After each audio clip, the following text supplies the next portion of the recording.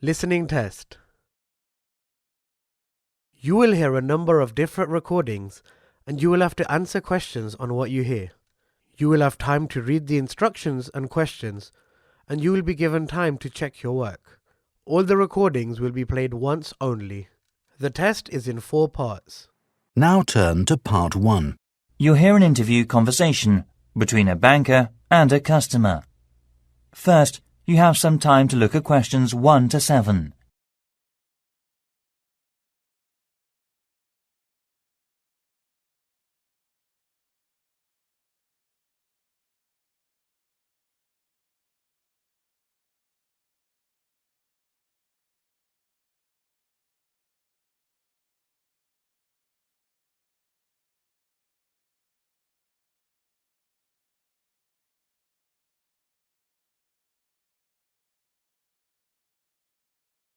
Now we shall begin.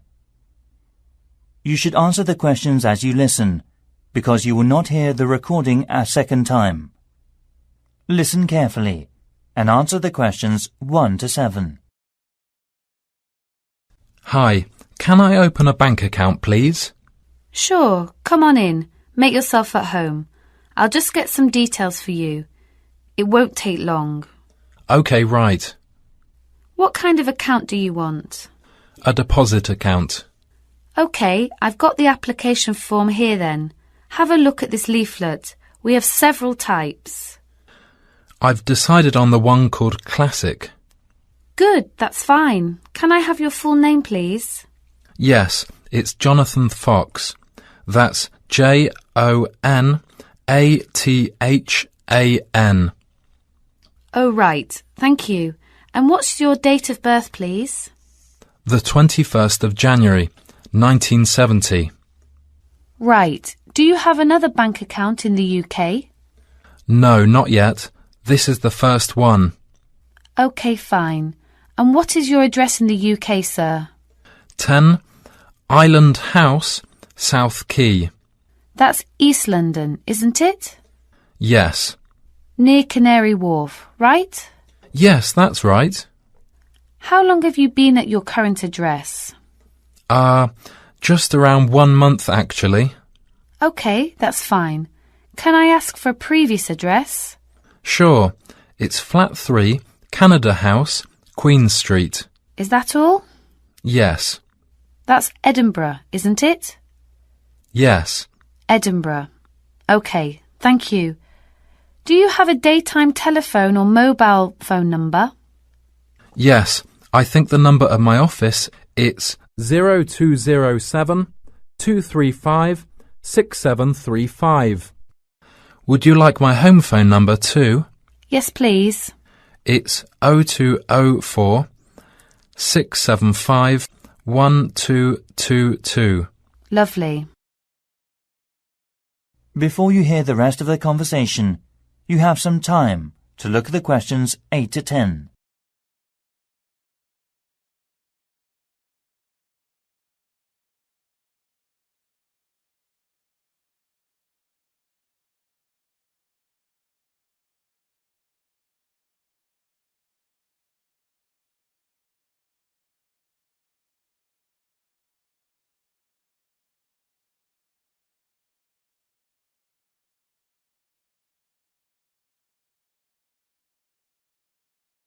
Right. What do you do for a living in the UK, sir? I am working at an English language school in central London as a tutor. It's my main job. OK. Now we usually ask for a piece of information for checking your identity, for security reasons, if you phone us. Sure. What name is your mother's first name, because it's less likely to be known? OK, it's Monica. Thank you. Yes, Monica. It's Russian. OK, good. And how much would you like to open your account with? I've only brought £1,000. OK, fine. How often would you like to receive bank statements? I won't be needing bank statements. What about an online banking service? OK, just a moment, please. Can I check in the box on the screen? Sure. I was also wondering about a mortgage service. Sure. Can you just wait a moment? I'll introduce you to a mortgage marketing manager. Thank you. That is the end of section 1. You now have half a minute to check the answers.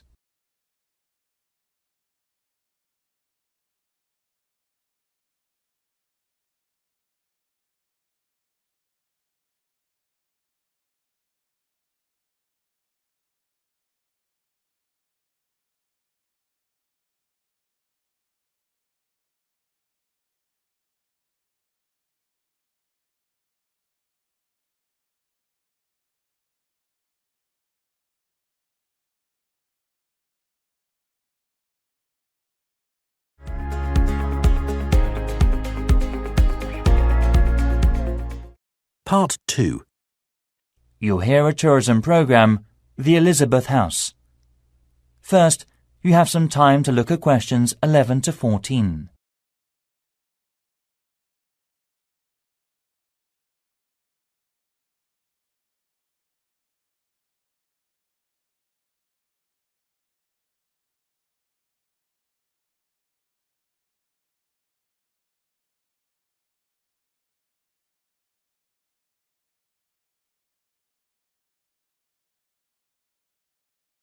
Now listen carefully and answer the questions 11 to 14. Hi everybody. Good to see you again. This morning I'll tell you about the Elizabeth House in Canterbury, once home of the famous carpenter Jonathan Owen. He bought the house in 1965, although he had first seen it 5 years earlier. Actually, he was interested in the house as a traditional flat in England, and he paid £5,000 for it without a second thought, because of it having standard and regulation building methods during the Middle Ages in the UK. At that time, he had worked at the University of Canterbury as a head carpenter, who managed with a small building company. His professional success was abundant, but his family life wasn't so successful. His parents had suffered from diabetes and mental disease, and his brother Dan was ill with pneumonia. Moving to Elizabeth House, he started his new life. Jonathan considered the home a pure example of traditional East England country house and did some of his successful building structure work here. The backyard and garden of the house became calm and peaceful. The materials used to make the wall, chimney and roof were collected from the local area. Most of all, oak trees were in the front of the main gate. Before you hear the rest of the program, you have some time to look at the questions 15 to 20.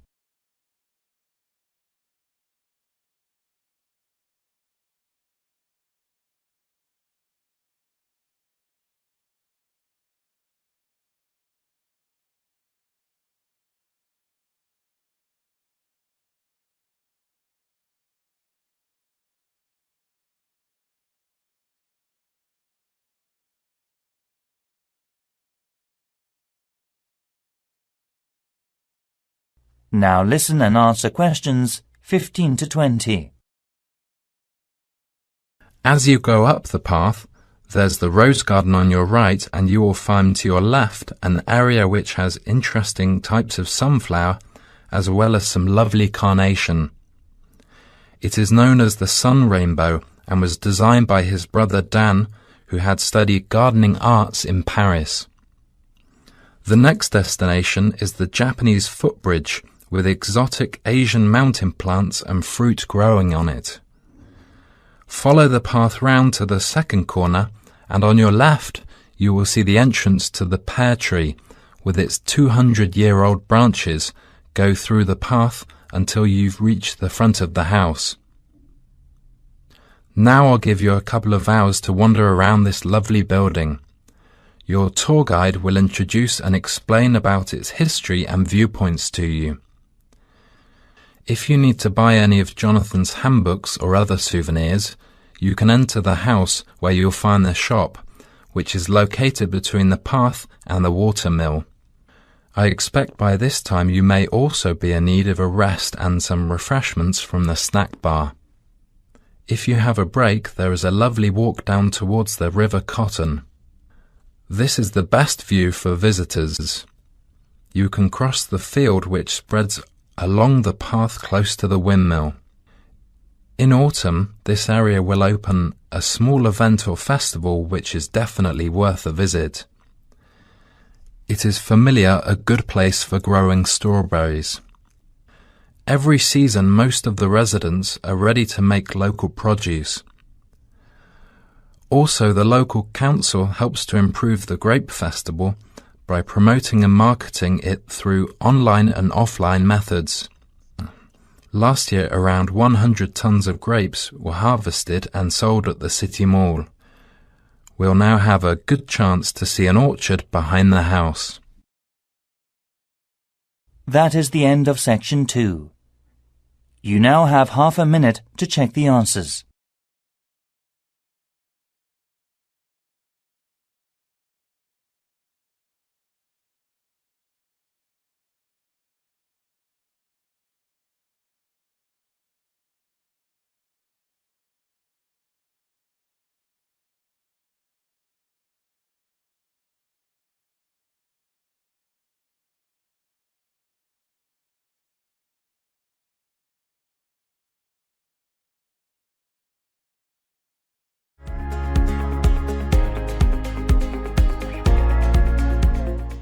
Part 3. You'll hear a conversation between students, Anne and David, about gallery marketing. First, you have some time to look at questions 21 to 24.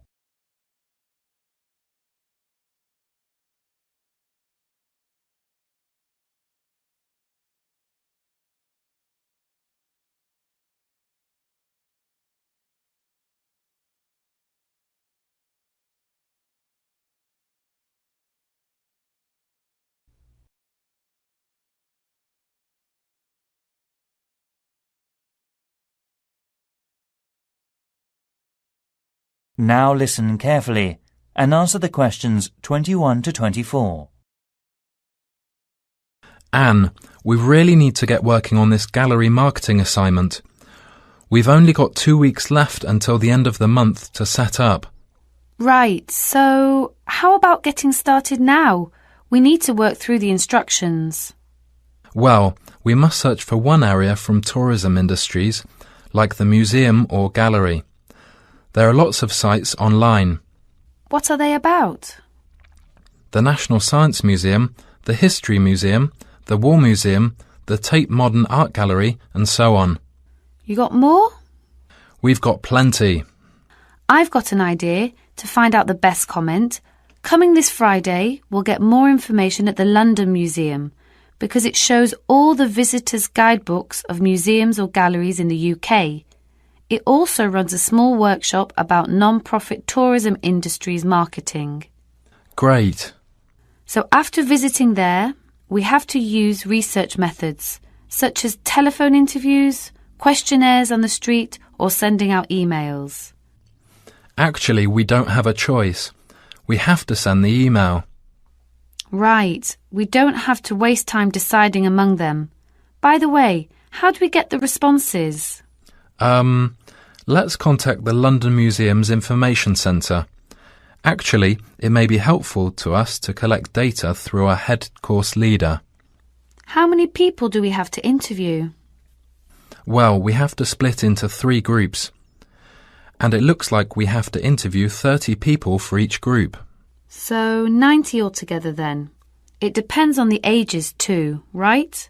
That's right. So are they all the requirements? Yes, looks like it.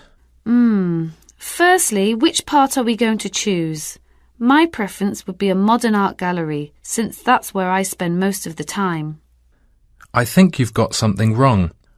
I don't think there are abundant differences in the exhibitions there. I mean, you get young and old, man and woman, amateur and professional, all going to the galleries. Right. So let's make it a ceramic exhibition then. So basically, what 2 groups will we compare and contrast for that? Male and female? Absolutely. Also, most of my respondents like the same ceramics as me. Also, I think different age groups could be changed to highlight differences. Before you hear the rest of the conversation, you have some time to look at the questions 25 to 30.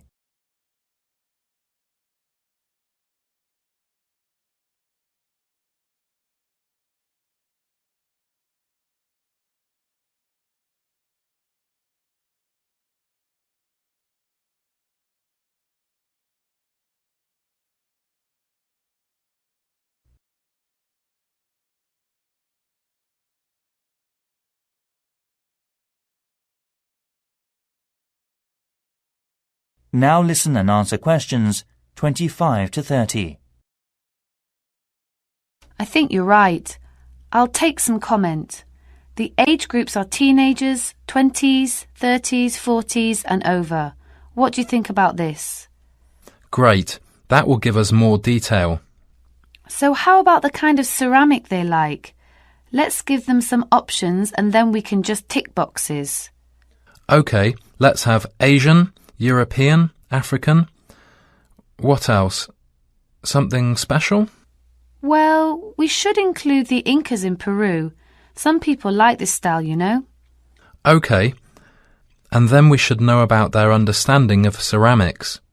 They can learn about that thanks to a gallery curator who can inform them about the patterns and markings through picture and local clay. I'm curious about how they were made. I mean a process with painting and things embedded on the surface. At that time, the equipment and materials were not good, compared with the present day. I agree. We should also include an earthen vessel, of course. Right. The next step could be about where they were actually from. They were made from local clay, weren't they? Things such as mountain, lake, basement and so forth. I think so. One more thing is the colour on the bottle. How did the ancients get the tone? On the internet, it said they got it through dried plants. They were working again to make a tone, drying and sorting. OK, I see. To get more hard tone, they included other strong herbs or something. At that time, the colours were used by the rich with property. Great. You've got plenty of data, David. No. It's just beginning. We have to look for something special with more details and history for the presentation next week. That is the end of section 3. You now have half a minute to check the answers.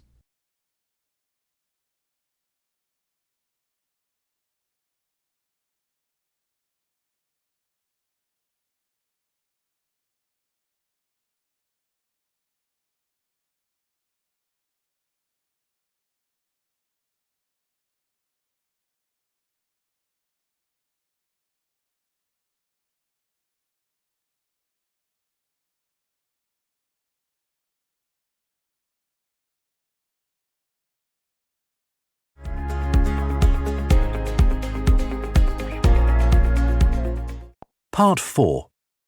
You'll hear part of a lecture given by a waste recycle management's professor. First, you have some time to look at questions 31 to 40.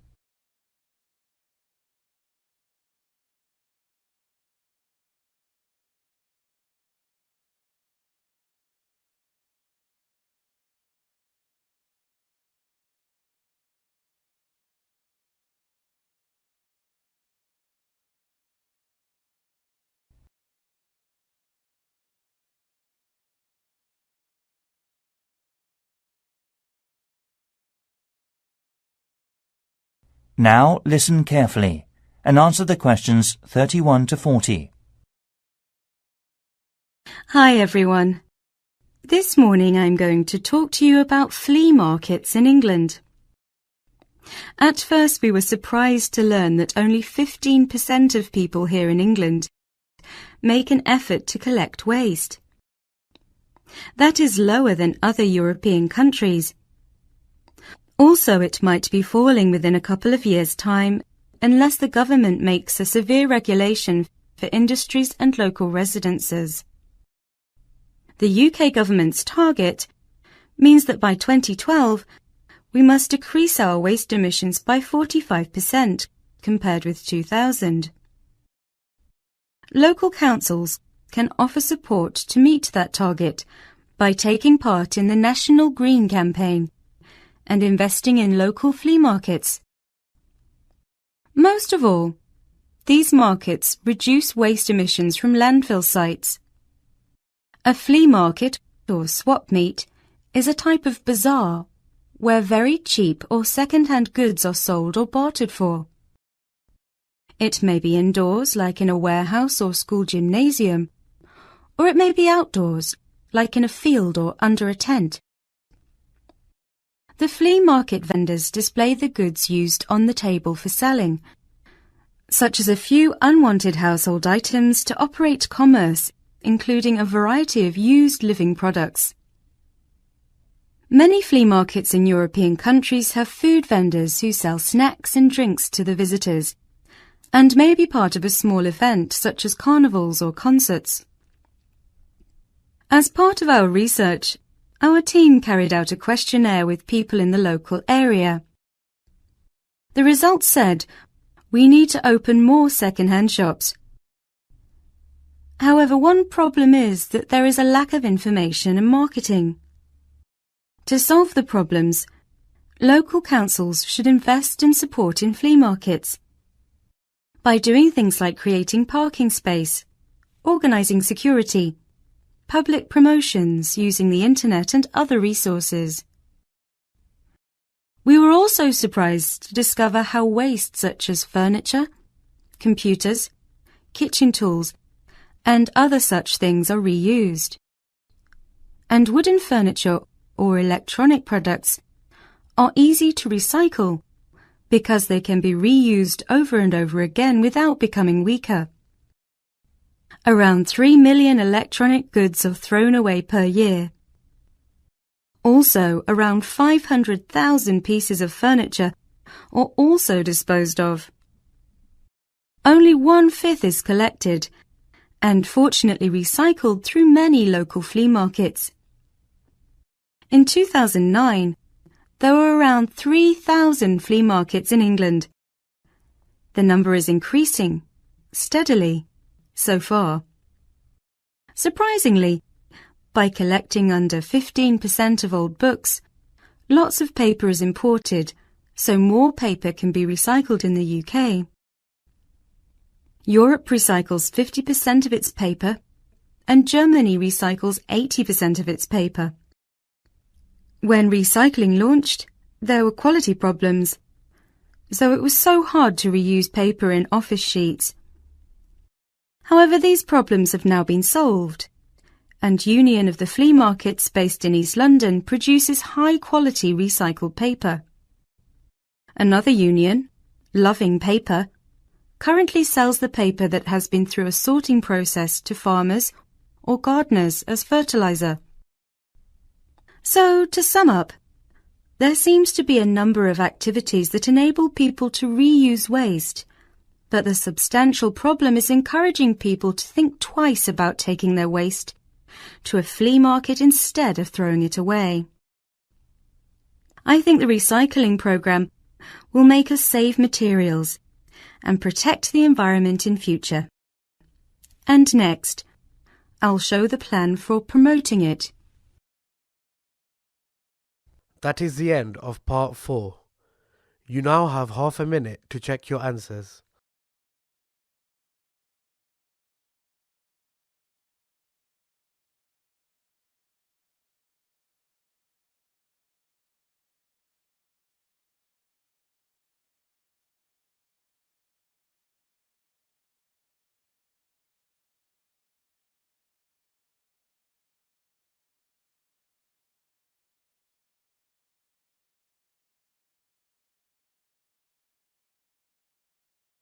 That is the end of the listening test.